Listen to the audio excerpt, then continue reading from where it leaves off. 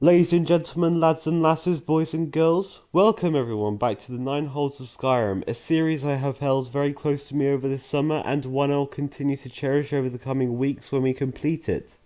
After watching this video, we only have two other holds to look at, going north to the Pale, aka Dawnstar, and the Rift, aka Riften. Now before we will begin, I would like to give a really big thank you to all of you who have recently subscribed.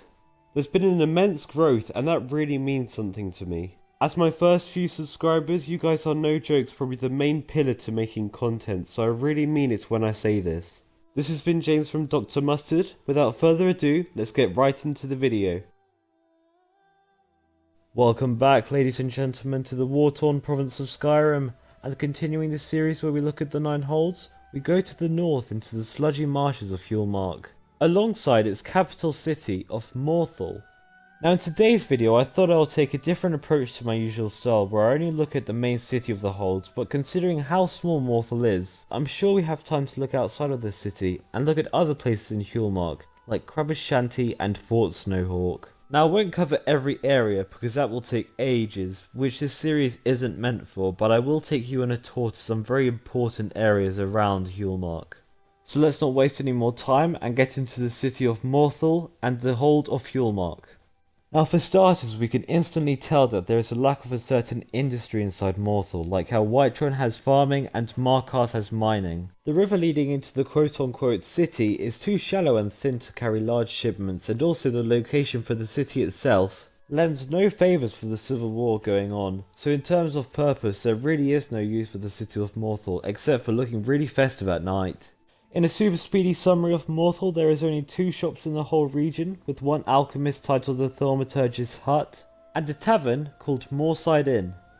Welcome to High Moon Hall, which is basically just your stereotypical Jarl's Longhouse. Featuring that same Jarl's Longhouse layout in other parts of Skyrim, this place accommodates the Jarl's subjects, and also contains a room for training and for operations.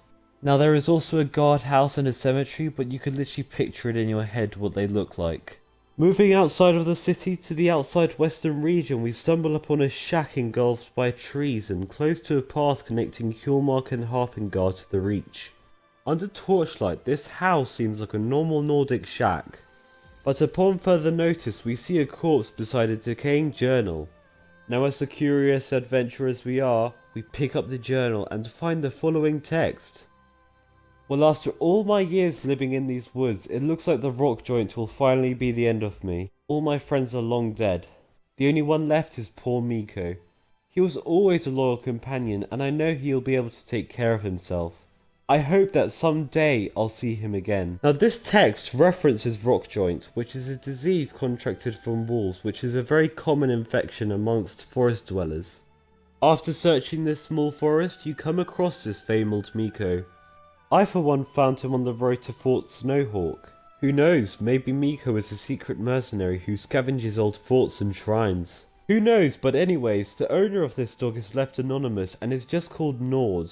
Unfortunately, this is all the information we can gather around this shack and dog, so next up we find ourselves in the middle of the swamps, surrounding the Apprentice Stone. Now this decaying shrine allows for 100% regen of magicka, with the sacrifice of taking twice the amount of magic damage. Now if you were to take this stone, presuming you are a mage or an alchemist, there is also another arcane convenience found within the sludgy borders of Hjaalmarch.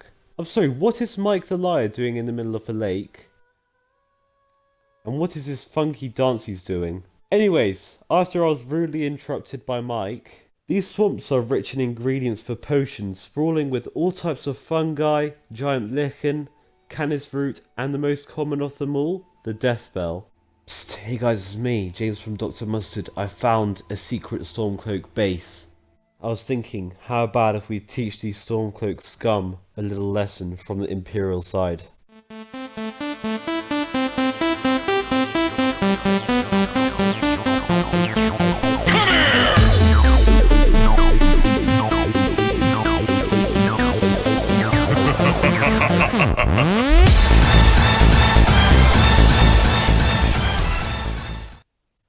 Haha, Imperial Scum, I got you.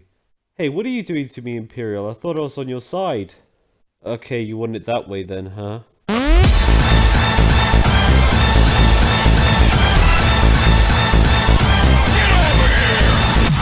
I've killed both sides of the Imperial War. Oh god, there are more. Okay, there are more. Okay, let's get out of here.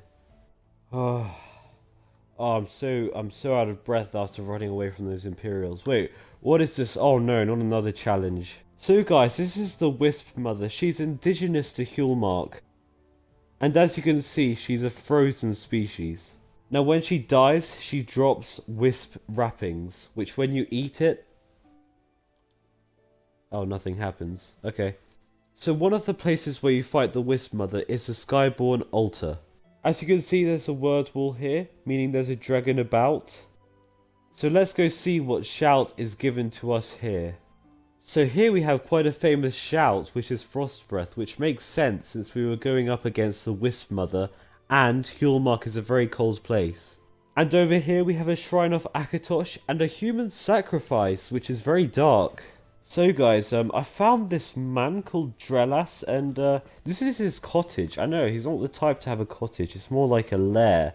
So yeah, so we have an ice mage over here, and this is his house. I'm sorry Drellas, take your ice cubes elsewhere, don't bring ice to a lightning fight. Anyways, after killing that ice bloke, let's go invade his private property. So guys, here we are inside. I think this is a really nice Middle Ages medieval house. It has got all the needs for a person like Drellas, who really needs all this alchemist stuff. Now Drellas loves to sleep on a goatskin bed.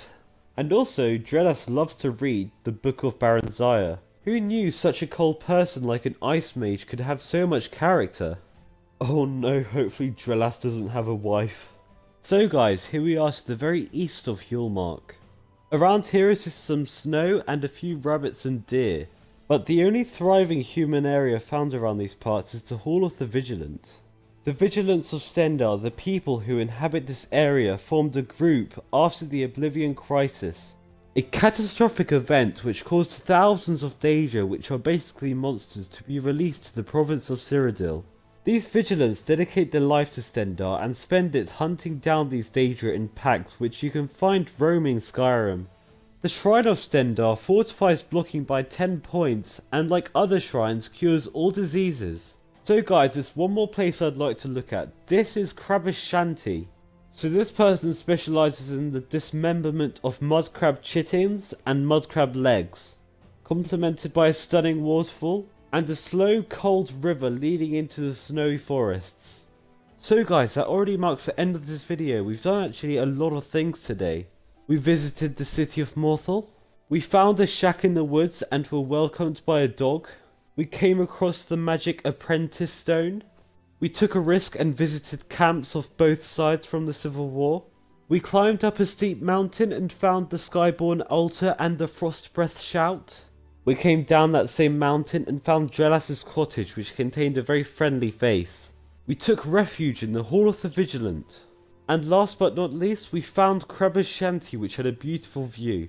So guys, I really hope you enjoyed that little summary. I had a good time making this video and I hope you enjoyed watching it. As always, any support will be majorly appreciated. This has been James from Dr. Mustard. See you in the next one.